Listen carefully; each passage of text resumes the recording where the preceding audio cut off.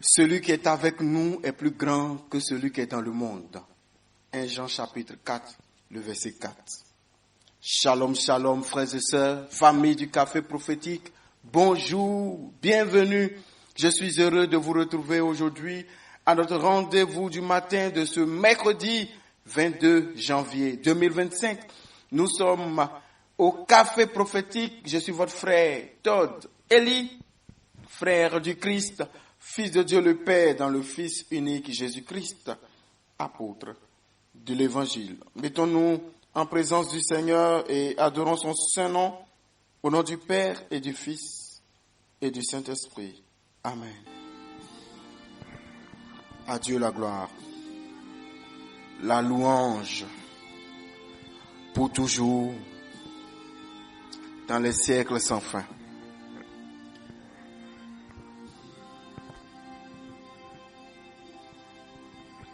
Qui est comme toi, Seigneur? Tu es Adonai, le Dieu Tout-Puissant, au-dessus de tout. Seigneur, tout ce que tu veux, tu le fais. Tu es le vaillant des combats. Tu es Yahvé Sabaoth, l'Éternel des armées.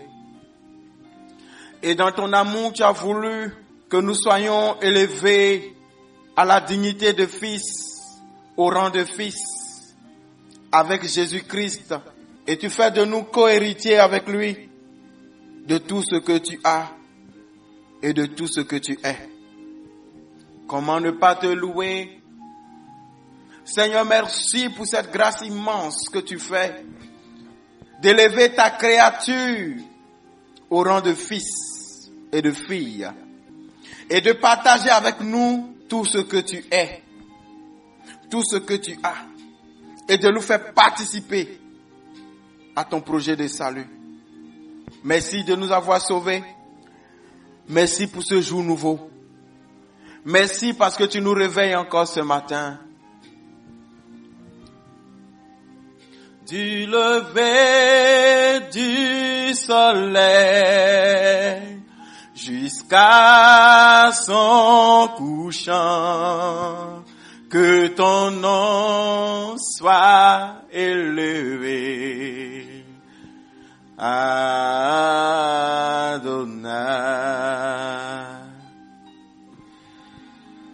Que tout en moi t'adore, que tout en moi te célèbre, que tout en moi t'élève. Oh Seigneur mon Dieu, Adonai, merci de prendre la place de roi dans mon cœur et de me connecter à jamais à ton trône. Merci Seigneur Jésus. Peuple de Dieu, famille du café prophétique, je vous salue là où vous vous trouvez, en Côte d'Ivoire. Je vous salue au Bénin. Je vous salue au Gabon, en RD Congo, à Brazzaville. Je vous salue au Sénégal. Je vous salue au Togo. Je vous salue en Guinée. Je vous salue au Burkina, au Mali, au Niger. Je salue la France, la Belgique, le Canada, la Suisse. Je salue l'Allemagne, l'Angleterre, l'Espagne. Je salue les États-Unis, la Chine et tous les autres pays, la Suède, la Turquie, le Liban. Que Dieu vous bénisse. La Philippines, que Dieu vous bénisse. Partout où vous nous suivez, le Nigeria, le Maroc, que Dieu vous bénisse. Cameroun, que Dieu vous bénisse. Partout, que Dieu vous fasse grâce. Ce matin, je veux parler à quelqu'un qui m'écoute. La Bible dit, dans 1 Samuel 17, le verset 26, « Qui est donc ce Philistin, cet incirconcis, pour insulter l'armée du Dieu vivant? » Un homme s'appelle Goliath. C'est un champion de guerre. Depuis son enfance, il n'a jamais perdu de bataille. Il est craint et redouté. Et sa renommée le précède. De par sa taille et sa corpulence, son agilité et son art de la guerre, personne n'ose l'affronter. Je ne sais pas qui est le Goliath de ta vie. Est-ce une personne? Est-ce un groupe de personnes? Est-ce un homme fort?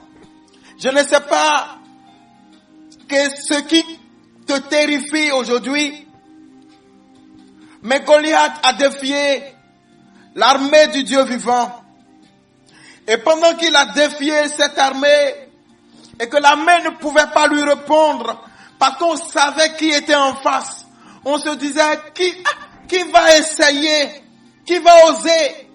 C'est Goliath après tout. Attention, c'est Goliath. De la même manière que toi aussi, tu connais des gens, tu connais des personnes où on te dit, attention, ça c'est tel, hein. Attention, hein. Quand moi je suis arrivé au Bénin, lorsque les gens ont vu ma détermination, mon zèle, je ne sais pas si c'était pour me casser. On m'appelle à côté pour dire, c'est que tu es en train de faire là. Si on t'envoie prêcher à Bomé, est-ce que tu vas aller? J'ai dit à la dame, je vais quand? Je ne suis pas venu au Bénin pour regarder le ciel, non. Ça sera pour moi une immense joie d'aller enseigner, prêcher Jésus sur la terre d'Abomey. Elle me regarde, elle tourne, elle part. Quelque temps après, on vient, on me dit, si on t'envoie à Banamé, tu vas partir? J'ai dit, je pars quand? On dit non, ceux qui partent là-bas, là, ils ne reviennent pas, hein. Leur esprit se renverse et puis finissent par rester là-bas. Je dis, Korabashegede Brasa. Je pars quand? Ils se sont rendus compte que le petit là, apparemment, il est fou. Il tient même pas à sa propre vie. On n'a qu'à le laisser comme ça. Frère, je veux te dire quelque chose. Lorsque David dit, qui est cet incirconcis qui ose défier l'armée du Dieu vivant? Prenez le mot incirconcis et vous allez comprendre exactement ce que David est en train de dire. David n'a pas regardé la taille du monsieur et pourtant il le voyait. David n'a pas regardé à tout ce que les autres ont pu voir, entendre. David dit, mais c'est qui cet incirconcis? En fait, le nœud, c'est ici, le mot incirconcis. David regarde et il voit quoi? Un incirconcis. Il ne voit pas la taille, il ne voit pas la forme, il ne sait rien de la personne. Tout ce qu'il sait, c'est un incirconcis qui est en face. Pour mieux comprendre, allons lire Genèse chapitre 17, le verset 12. À l'âge de 8 jours, tout mâle parmi vous sera circoncis selon vos générations.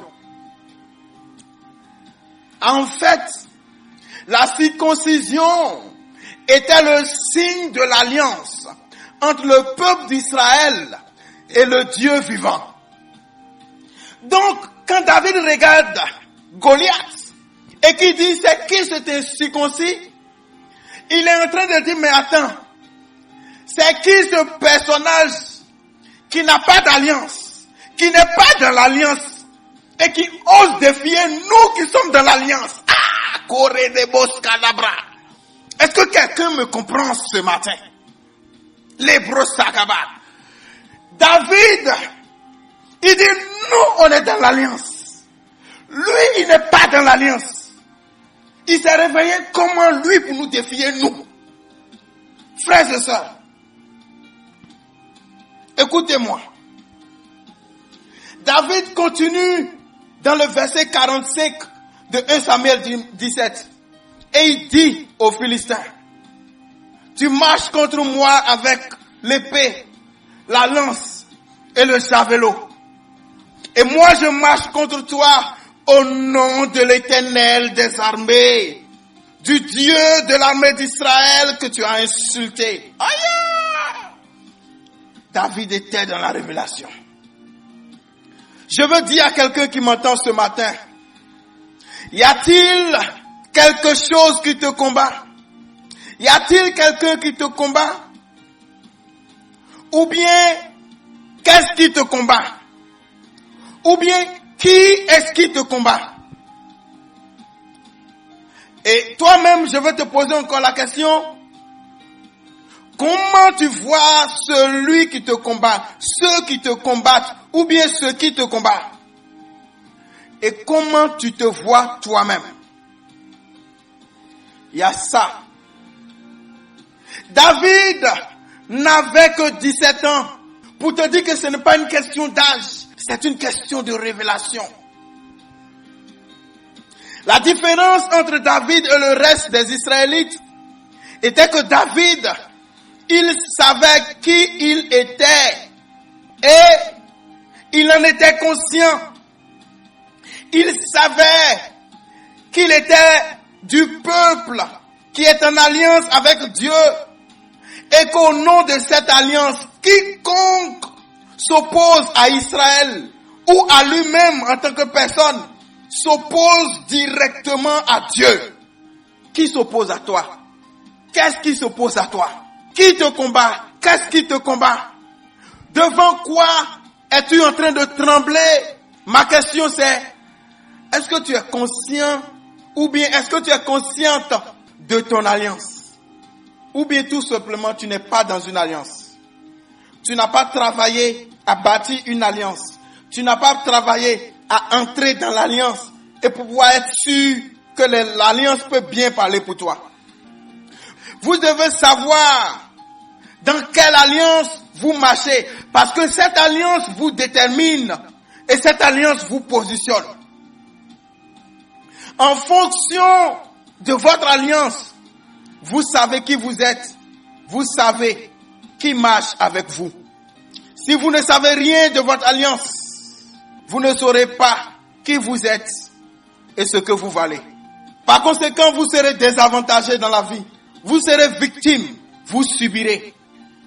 En 2 Rois chapitre 6, le verset 14, 15, 16 et 17, il y a une petite histoire que je veux partager avec toi ce matin. On dit, au temps d'Élisée, il y a un roi étranger. Tous les plans qu'il faisait pour attaquer le royaume échouaient. Il se disait qu'il y avait une taupe dans sa chambre.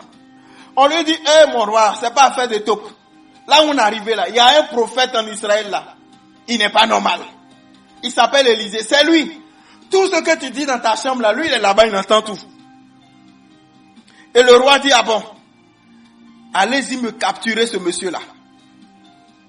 Alors, il y envoya des chevaux, des chars et une forte troupe qui arrivait de nuit et qui enveloppait la ville. Le serviteur de l'homme de Dieu se leva de bon matin et sortit.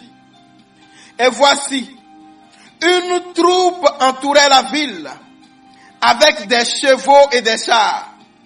Et le serviteur dit à l'homme de Dieu, « Ah, mon Seigneur, comment ferons-nous » Et l'homme de Dieu répond, « Ne crains point, car ceux qui sont avec nous sont plus grands en nombre que ceux qui sont avec eux. » Élisée pria et dit, « Éternel, ouvre ses yeux pour qu'il voie. » Et l'Éternel ouvrit les yeux du serviteur qui vit la montagne pleine de chevaux et de chars de feu autour d'Élisée. La bagaba chez les bras là. Parce qu'Élisée était dans une alliance. D'abord, il était du peuple d'Israël. Et il savait comment maintenir son amitié avec Dieu. Les gens sont venus nombreux. Physiquement, on pouvait les voir. On pouvait les compter. Mais dans le règne de l'esprit, il y avait des gens encore plus nombreux qu'on ne voyait pas, mais qu'on ne pouvait pas compter aussi. Est-ce que quelqu'un m'entend ce matin? De quoi as-tu peur? De qui as-tu peur? Quelle est ton alliance? Va chercher à connaître ton alliance. Va chercher à connaître qui est ton Dieu. Qu'est-ce qu'il a dit? Crois, marche avec. Parce que tu dois savoir que ton alliance exige des droits et des devoirs. Si tu respectes les thèmes de l'alliance, il y a beaucoup de choses que tu dois avoir. Mais si tu ne respectes pas les thèmes de l'alliance, l'alliance ne va pas prévaloir en ta faveur. C'est aussi simple que ça. Alors arrêtons d'avoir peur. Arrêtez d'avoir peur des hommes, aussi grands soient-ils, aussi puissants soient-ils, aussi mystiques soient-ils, aussi nombreux soient-ils. Arrêtons d'avoir peur. Même si vous déclenchez des millions de démons sortis de l'enfer, ils ne peuvent rien nous faire. Oui, ils ne peuvent rien nous faire. Parce que celui qui est en nous est plus fort que celui qui est dans le monde. Aussi simple que ça.